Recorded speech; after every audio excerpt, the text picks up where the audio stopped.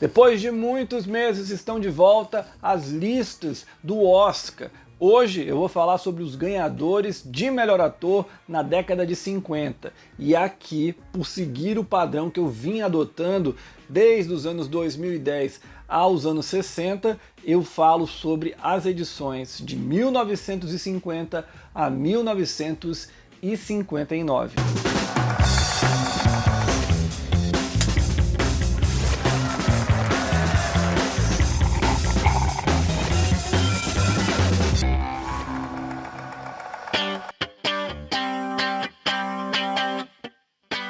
O primeiro e único Oscar da carreira do William Holden veio em 1954, com Inferno número 17. Na irregular dramédia do Billy Wilder, o Holden interpreta um militar americano preso em um campo de concentração, que se dá bem pelas boas negociações com outros detidos e os soldados nazistas. Por mais que se destaque no elenco numeroso, o Holden traz uma atuação apenas correta, sem maior brilho. Essa vitória do William Holden pode encontrar uma justificativa pelas indicações do Burt Lancaster e Montgomery Clift, ambos por A um Passo da Eternidade.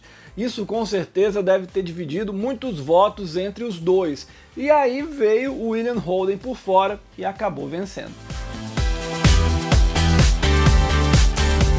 Sabe aquele Oscar que vem muito mais pelo conjunto da obra do que necessariamente pela atuação no filme? Esse foi o caso do Humphrey Bogart, ganhador em 1952, por Uma Aventura na África. No longa dirigido pelo John Huston, o Bogart faz uma boa dobradinha com a Katharine Hepburn, em uma atuação mais leve do que acostumamos vê-lo nos cinemas. O astro parece se divertir em cena, contribuindo para o clima agradável da aventura. Por outro lado, o Bogart esteve 1000 vezes melhor em filmes como Casablanca e O Tesouro de Sierra Madre. E ainda por cima, ele venceu esse Oscar ganhando do Montgomery Clift de Um Lugar ao Sol e principalmente do Marlon Brando de Uma Rua Chamada Pecado. Pense em um Oscar questionável.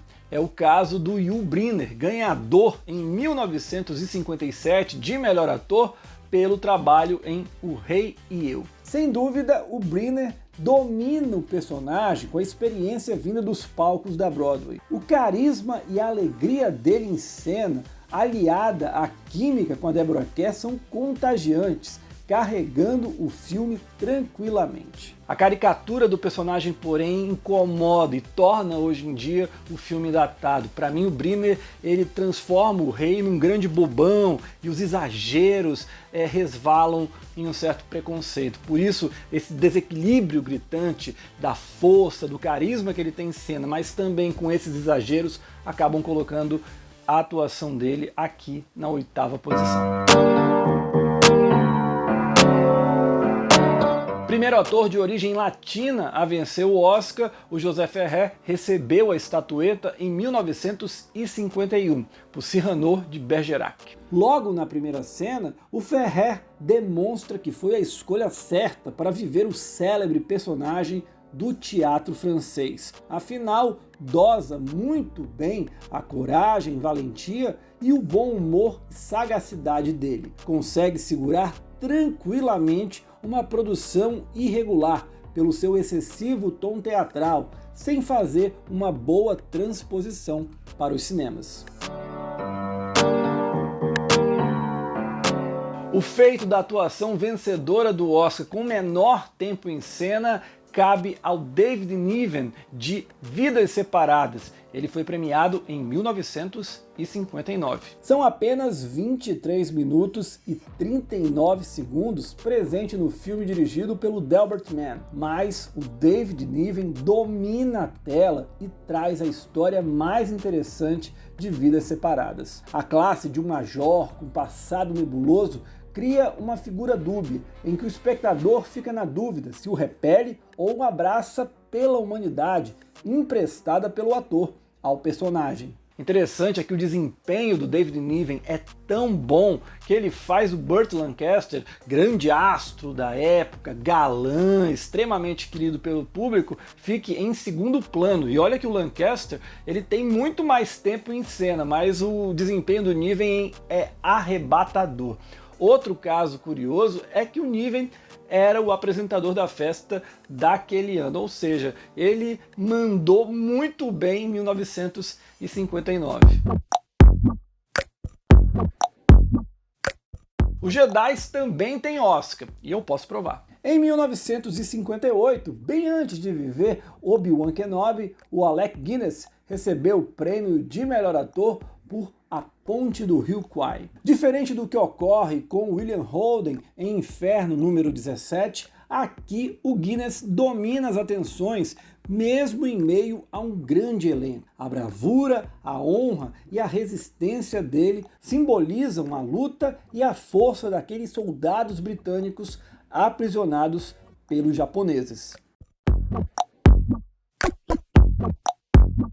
Kirk Douglas, Gregory Peck e o John Wayne já eram grandes estrelas de Hollywood nos anos 50, mas justamente no início da década eles perderam o Oscar para um cara que fazia um monte de filmes, mas sempre de coadjuvante. Em A Grande Ilusão, o Broderick Crawford faz a atuação de uma vida ao interpretar um político idealista que vai se perdendo à medida em que ganha mais poder. As nuances e transformações muito bem pontuadas por ele acabam sendo o ponto alto do ganhador de melhor filme. E pensar que o Sean Penn, no mesmo papel, no remake de 2006, mandou muito mal.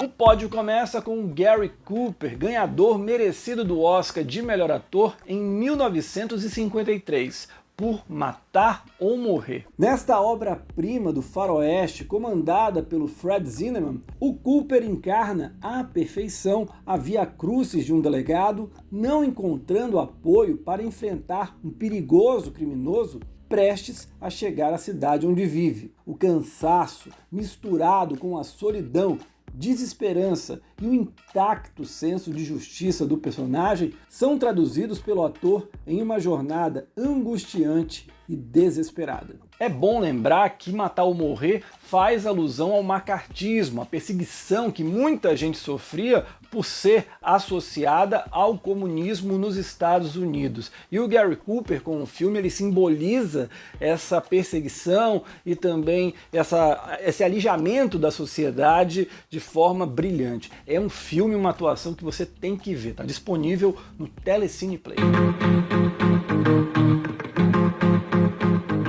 Como dá para perceber, a Hollywood dos anos 50 é marcada por personagens masculinos fortes, heróicos, viris. Porém tem um que destoou dessa turma. O Oscar de melhor ator em 1956 foi parar nas mãos do Ernest Borgnine, de Marty. Longe daquilo que é considerado para muita gente um padrão de beleza, ele reproduz os medos comuns a todos nós de sermos rejeitados e as inseguranças sobre si próprio, em uma atuação repleta de delicadeza e sensibilidade. Esse tipo de fragilidade masculina hoje em dia no cinema é natural, a gente até já se acostumou, porém nos anos 50 isso era uma raridade, por isso o feito do Ernest Borgnine ganhando esse Oscar é imenso.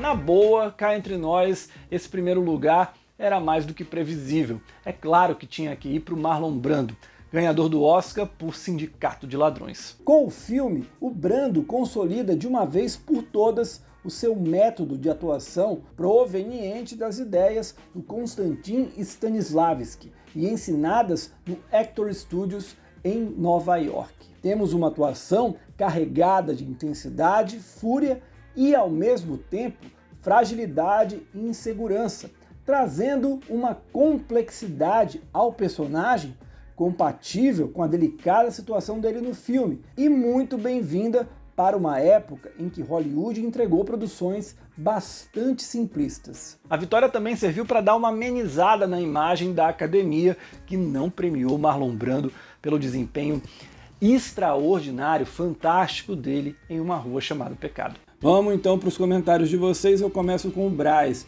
E ele lembra que desde Quem Quer Ser um Milionário, a Academia nunca mais premiou assim um filme de maneira esmagadora. O filme do Danny Boyle ganhou 8 Oscars. Ele quer saber se essa atitude, coração de mãe da Academia, de premiar várias produções, é uma boa ou se eu sinto falta de alguma obra que consegue passar um trator, passar por cima de todo mundo. Braz, eu sou muito mais a favor de pulverizar do que concentrar em um único filme as vitórias no Oscar. Eu acho que dar destaque para todo mundo é legal, em vez de você só dar destaque para uma produção. Porém, assim, de Quem Quer Ser um Milionário para cá, vale lembrar que Gravidade ganhou 7 Oscars, ficou muito próximo de ganhar 8 com o melhor filme, perdeu para 12 anos de escravidão. E La La Land ganhou 6, se tivesse vencido o melhor filme, era 7. Então eu acho que esses dois nos últimos anos predominaram, chegaram muito forte nos Oscars em que concorreram. Agora é a vez do Hicks Matrix, e ele me pergunta se eu não acho que a Sônia Braga já poderia ter levado alguma indicação ao Oscar. Ele lembra de Aquários e também O Beijo da Mulher-Aranha. Hicks, eu com certeza indicaria a Sônia Braga por Aquários. Acho que ela tem um desempenho excepcional, domina o filme, não faria nem um pouco feio ao lado da Emma Stone e também da Isabelle Huppert.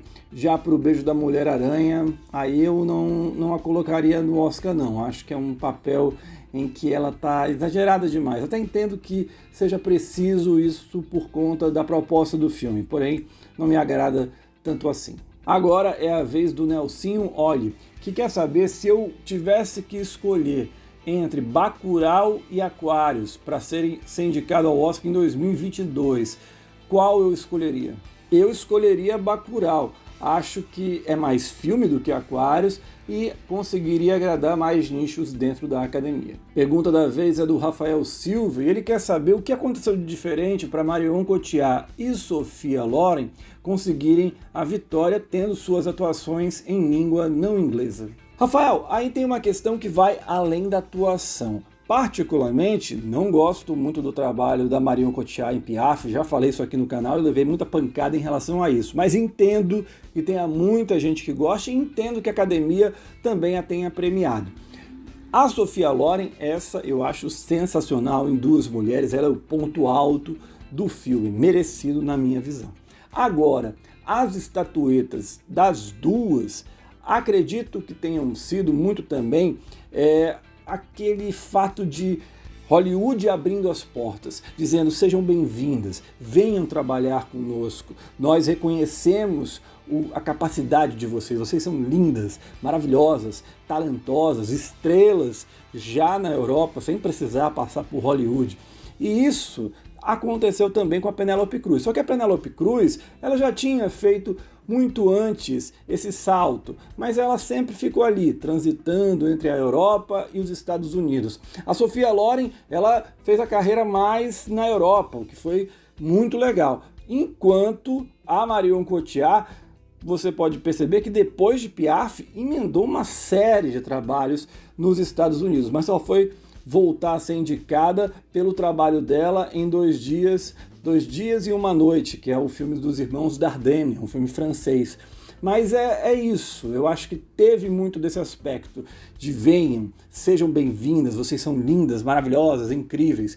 Enquanto eu acho que no caso da Fernanda Montenegro, da Emmanuelle Rivat, que são atrizes veteranas, aí o Oscar foi a indicação, ela acabou sendo suficiente. A Hollywood jamais, como eu falei aqui já outras vezes, deixaria de premiar Gwyneth Paltrow e a Jennifer Lawrence, também duas mulheres lindíssimas, e no caso da Jennifer Lawrence, talentosa, a Gwyneth Paltrow, ela é no máximo simpática. Agora é a vez do Marcelo, e ele quer saber o que eu acho da ausência de prêmios como o Irving Thalber e o Jim Hershott na noite do Oscar. Marcelo, sinceramente, eu não sinto falta. Eu acho que hoje em dia a cerimônia precisa ser dinâmica para atrair todo mundo e não apenas aqueles fãs, aquele nicho que ela já tem garantido. Ela precisa dialogar com muito mais gente. E aí esses prêmios eles acabam alongando demais a festa, fica tudo extenso, a gente já tem uma cerimônia às vezes desnecessariamente de 3 horas, com esses 2 prêmios iria para 3 horas e meia, 4 horas, porque aí depois vai ter gente também querendo colocar as músicas de volta e por aí vai. Por isso não sinto falta, tá de boa do jeito que tá hoje, evento paralelo, uma noite especial, tá de bom tamanho. Por fim tem o João Paulo e ele quer saber se eu acho que o Chadwick Boseman em Destacamento Blood ganharia do Daniel Kaluuya. Não, João, eu imagino que você estivesse torcendo aí pelo Boseman, porém nem indicado ele foi, então não teria como ele derrotar o Daniel Kaluuya. É isso, senhoras e senhores, esse foi mais um vídeo do Cine7 aqui no YouTube. Sexta-feira, meio-dia, horário de Brasília, eu tô de volta, espero sem conjuntivite, para falar sobre os filmes que podem surgir no Oscar 2022. A gente se encontra, até a próxima, tchau!